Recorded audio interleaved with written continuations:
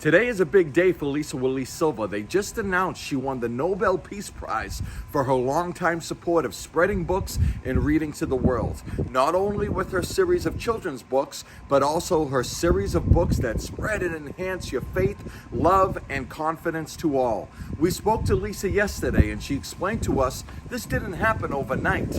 It was a gradual development over years. She expressed that we have to explore the journey in order to understand the outcome. We were happy when she presented us with this exclusive story of her journey to the Nobel Peace Prize. Hi, my name is Lisa Willie Silva, and this is my story called Putting the Pieces of My Life Together and How It All Began. I was born on September 7th, 1963, in a very small house in Buffalo, New York. When I was 13, my parents moved my 4 siblings and I to a town called Grand Island, which sits between Buffalo and Niagara Falls.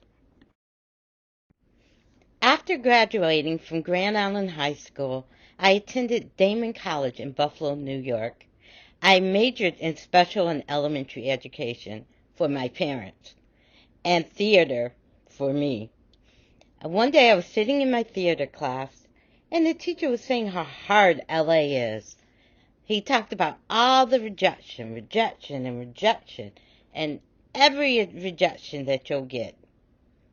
I was thinking to myself, why am I sitting here in class? I should be in LA getting rejected. Within a year, I moved to LA. Shortly after I got to LA, I went to a nanny agency and started working as a high-profile celebrity nanny. My first job was Pierce Brosnan. As a nanny, I learned to create stories for the kids anywhere and everywhere. When they were bored with sitting in the doctor's office, I would have them name 2 characters, and I'll put those characters together as a story. And some of them were really good. I'm like, wow, I like that one, so I would jot it down so I wouldn't forget it. And this was my first time writing. I was behind the scenes of Hollywood learning so much. My boss just won an Oscar the night I was nannying, and having the twins beside me, and they're saying, Daddy, Daddy, and he wins that Oscar. That was very exciting. But then I went on to work for a director for 10 years who was the king of sitcoms. That's all he did was sitcoms. He was Full House, Happy Days, he did Urkel, he did every sitcom pretty much out there. So I showed interest in wanting to write sitcoms. So he helped me. He handed me a script and said, this is a new show, write some episodes. I was thrilled. He helped me develop it. He helped me be better at it. He told me the good and the bad, and it just became a great experience. And I perfected writing scripts. I never sold anything, but I didn't care. It wasn't about the money for me. He had later on bought me a boat as I worked for him for 10 years and asked me, what do I want? A car? I was doing a one-woman show, or a boat? And I said, I want a boat. And that's what he bought me. And I sat on that boat in peace and serenity and loved every moment of living on the boat. And one day he called me to offer me a writing job at the studio, $15,000 a week. But he knew I wouldn't want it, but he wanted to let me know that it was available. And I turned it down like he thought I would, because I loved my life of serenity. I didn't need the money. Boat life didn't cost that much. But I ended up taking another nanny job for another director, and I moved to Asia with him doing a movie. There I journaled that whole journey of 4 months living in Malaysia and the set and Jodie Foster, everybody who was in this movie and everybody I've met over time, I journaled it. So that became a great experience too. When I got back from Asia, guess what? I met a man. Guess what he did? He was an independent film director. We fell in love. We got married. We had 2 kids. Now married with 2 kids. He needed to travel doing videos and music videos and doing a little independent thing around the country. And I became a homeschool mom. As the kids got older and didn't need my help as much, they worked independently, I started writing again on my spare time. I wrote a book of my life and faith called Pure Blind Faith. The kids are all grown up, graduated, and I'm wondering what should I do from here.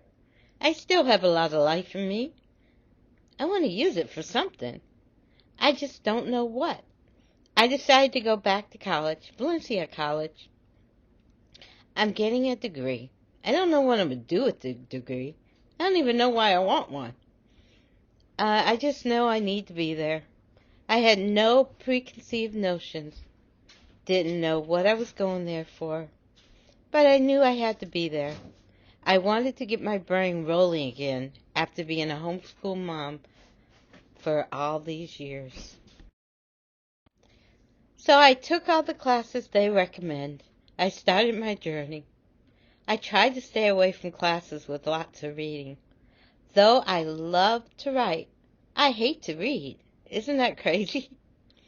Thank God for the Read Out Loud apps. Then I discovered the new student experience.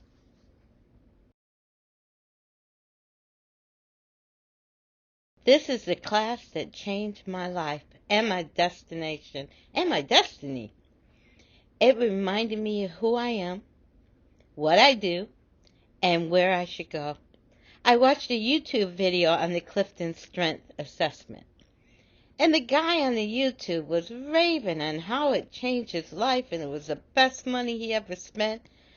I thought he was just exaggerating a little bit until I took it. It redesigned my life. It said my strengths were adaptability, positivity, responsibility, includer, and harmony.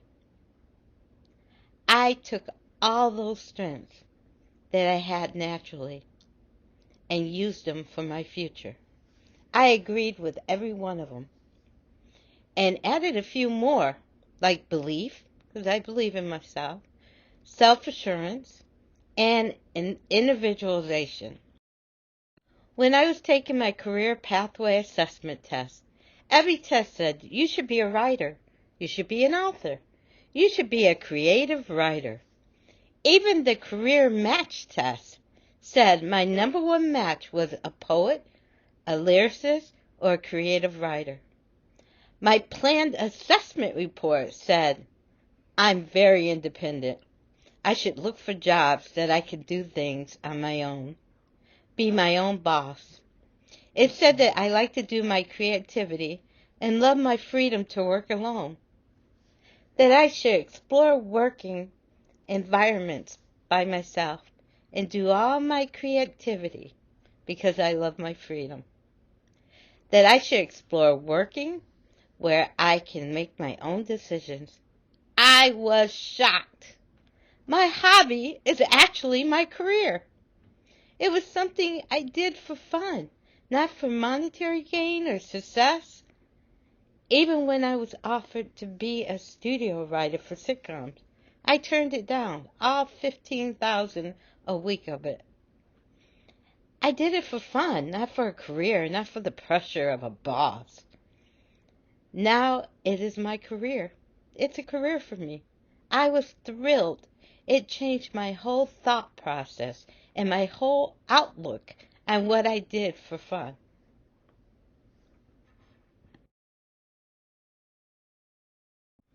Okay, I accept it, guys. I am a writer. A full-time serious writer. A real writer. I would like to write articles, journals, plays, children's books, children's series, romance novels. Ooh, books about love. Books about hate. I want to write everything I can get my hands on. Just everything I can think of. Oh my goodness, I'm going to take writing serious. I want to get on the creative path of a writer. I want to get better at it. I'm already $6,400 into it with the school grants. Another 2 semesters, I'll have my AA and I'll be $15,000 into it. If I go for my bachelor, that would be another $15,000 with summers, of course. I know my weak point is grammar. I don't know what I missed in elementary school, but it truly is my weak point. I always need an editor, which is usually my husband. He must have went to every lesson they ever had on grammar. He's very good at it. But I'll find classes to help me strengthen my grammar. Wow, 10 years later I sold 2 sitcoms, 5 movie scripts that I wrote on the boat years ago. And they were made out of theatrical movies, and 3 are Lifetime movies. I wrote 9 children's books. The stories I used to tell the kids years ago when I was a nanny. At least 5 of them are from that.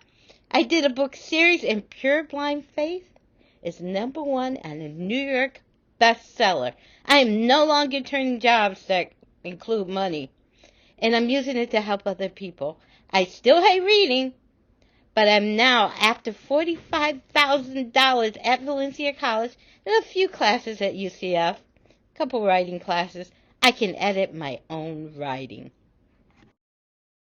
I won a lot of awards, including the National Book Awards, the Children's Book Award, the Booker Prize, and one of my most proudest is the Professor Amy Martello Awesome Achievement Award. My purpose is to spread a life-changing message to everyone that is inspired by anything I wrote. Because I am a writer! Yes!